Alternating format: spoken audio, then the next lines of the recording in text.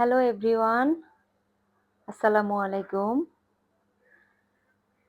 Welcome back to my channel Jahan Rasel blogs. আজকে আমি আপনাদের সাথে শেয়ার করব ইলিশ পোলাও রেসিপি। প্রথমে আমি এখানে ৬ পিস ইলিশ মাছ নিয়ে নিয়েছি। একদম কেটে ধুয়ে পরিষ্কার করে নিয়ে নিয়েছি। তারপরে চুলায় একটা কড়াই বসায় দিব। সেখানে সয়াবিন তেল দিয়ে দিব আধা কাপ। ৩ চামচের মতো ঘি দিয়ে দিব। সাথে কিছু গরম মসলা দিয়ে দিব। আর গরম মসলার মধ্যে তেজপাতা, দারচিনি আর ৩-৪ টুকরা এলাচ। একটু নেড়েচেড়ে তারপরে কিছু পেঁয়াজ দিয়ে দিব। পেঁয়াজ আমি কুচি করে আগে রেখে দিছিলাম। তারপরে একটু নেড়েচেড়ে নিব। সাথে এখন পৌনে ১ কাপ পেঁয়াজ বাটা দিব।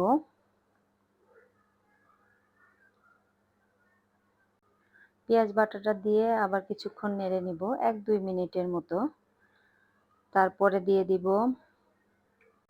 বড় বড় সাইজের ৬ টুকরা রসুন। সেটাও আমি একদম মিহি করে বেটে নিয়েছি। এখন সেটাও দিয়ে দিব। সাথে সামান্য একটু পানি দিয়ে তারপরে মশলাটাকে কষাবো। আমি অবশ্য আজকে রান্না করতেছি ১ কেজি পোলার চাল, প্যাকেটের ১ কেজি পোলার চাল রান্না করব। তো আপনারা আপনাদের পছন্দ মতো কতটুকু রান্না করবেন সেটার উপরে আইডিয়া করে মশলা কমানো বাড়ানো করে নিতে পারেন। এখানে সাথে এখন দিব হচ্ছে ২ চা চামচ দিচ্ছি মরিচের গুঁড়া, ১ চামচ জিরার গুঁড়া আর স্বাদ মতো লবণ দিয়ে দিলাম। এখন মশলাটাকে ভালো করে কষাবো তেল উপরে উঠে আসা পর্যন্ত। তারপরে দিয়ে দিব আগে থেকে ফেটে রাখা টক দই। আমার ছোট একটা গ্লাসের ১ গ্লাস দিয়ে দিছি। যেহেতু আমার চালটা একটু বেশি, সেই কারণে একটু আমি বেশি করে দিছি। এখন আমি আলাদা করে আর কোনো পানি দিব না। আমার টক দইটা দিয়েই আমার হয়ে যাবে মাছটা কষানো। আর এখন দিয়ে দিব একটু চিনি। টক ভাবটা মানে টক দইয়ের টক ভাবটা কাটানোর জন্য। এখানে ১ চামচের একটু বেশি চিনি দিয়ে দিছি। এখন এই মশলাটাকে সুন্দর করে কষাবো।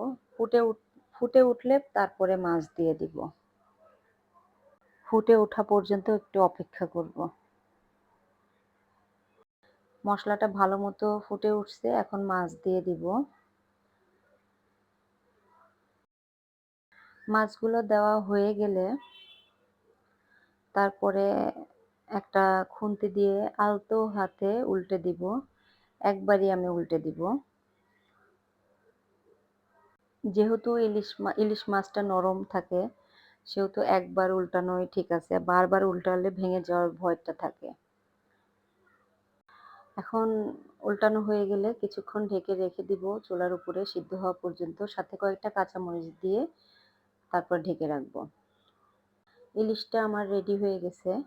এখন ভিতরে যে মশলাটা আছে এটা আমি তুলে নেব বাটিতে আলাদা করে। অর্ধেকের বেশি আমি তুলে নেব। তারপর চুলায় একটা খালি বড় একটা পাতিল বসিয়ে দিলাম। এখানে আধা কাপ তেল দিয়ে দিছি আর ৪ চামচ ৫ চামচের মতো ঘি দিয়ে দিছি। আপনারা ঘি দিতে পারেন আবার শুধু সয়াবিন তেল দিয়েও রান্না করতে পারেন। তবে ঘিটা দিলে ঘ্রাণটা সুন্দর আসে, সেজন্যই দেওয়া। তারপর আবারও কিছু গরম মসলা দিয়ে দিব, সাথে কিছু পেঁয়াজ দিয়ে ব্রাউন কালার করব না, এমনি নেড়ে-চেড়ে পরে আদা রসুনের পেস্ট আমি ২ চামচ ভরে, ভরে দিয়ে দিছি। আমার আদা রসুন একসাথেই বাটা থাকে সেজন্য আমি এক জায়গা থেকেই তুলে দিছি। আলাদা, আলাদা আর বাটিনি। মসলাটা একটু হালকা কষানোর পরে আমার ধুয়ে পানি ঝরানো চালটা দিয়ে দিলাম। এখন চালটাকে ৫-৬ মিনিটের মতো করে আমি ভাজবো। এর মধ্যে আমার চালটা খুব সুন্দর করে ভাজা হয়ে গেছে, চালের কালারটাও চেঞ্জ হয়ে গেছে। আর এখন দিয়ে দিচ্ছি গরম পানি। ৬ কাপ পরিমাণে পানি দিয়েছি আর সাথে দুধ দিয়ে দিব ২ কাপের মতো।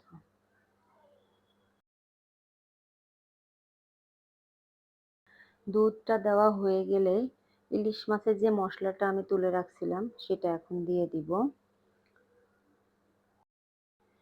সাথে কয়টা কাঁচামরিচ দিব। আর পেঁয়াজ বেরেস্তা করে রাখছিলাম, সেই পেঁয়াজ বেরেস্তাগুলো এখন দিয়ে দিব। এখানে আছে আধা কাপের মতো পেঁয়াজ বেরেস্তা। এখন ভালোভাবে নেড়েচেড়ে ঢেকে দিব। আর আমি লবণটা দিয়েছিলাম চালের জন্য, পোলাওয়ের জন্য, কিন্তু আমার লবণের ভিডিওটা স্কিপ হয়ে গেছে। সেজন্য আমি আসলে অনেক অনেক অনেক দুঃখিত। মাঝে মাঝে একবার দুইবার উল্টে পাল্টে দিব চালটাকে। আমার পাতিলের তলাটা একেবারেই পাতলা, সে কারণে নিচে একটা তাওয়া দিয়ে নিব যেন নিচে পুড়ে না যায়। এর মধ্যে হয়ে গেছে অবশ্য পোলাওটা অনেক সুন্দরভাবে একদম সিদ্ধ হয়ে গেছে। কোনো চাল চাল কোনো কিছুই নেই, একদম সুন্দর মতো সিদ্ধ হয়ে গেছে। এখন ইলিশটা দিয়ে দিব। আপনাদের যদি চালটা বেশি থাকে, পোলাওটা যদি বেশি হয়, তাহলে আপনারা অর্ধেক তুলে রেখে তারপরে ইলিশগুলা দিয়ে বিছানোর পরে আপনারা ইলিশের উপর দিয়ে আবার পোলাওটা দিয়ে দিতে পারেন। আমার পাতিলটা একটু বড়, সেজন্য সাইডে সাইডে চালটাকে একটু ফাঁকা ফাঁকা করে রেখে তারপরে আমি ইলিশগুলা দিতে পারতেছি। আপনারা আপনাদের সুবিধা মতো কাজ করলেই হবে। শুধু খেয়াল রাখবেন ইলিশগুলা যেন ভেঙে না যায়। সবগুলা ইলিশ সাজানোর পরে সাইডের থেকে পোলাওগুলা নিয়ে ইলিশের উপরে দিয়ে দিব। আপনারা আপনাদের সুবিধা মতো কাজ করবেন। এখন চুলার আগুনটা একদম নিভু নিভু করে রেখে ঢেকে রেখে দিব। এই যে আমার ইলিশ পোলাওটা রেডি। এখন উপরে কিছু বেরেস্তা ছিটিয়ে দিব পরিবেশনের জন্য। যে যার যার মতো ডেকোরেশন করতে পারেন।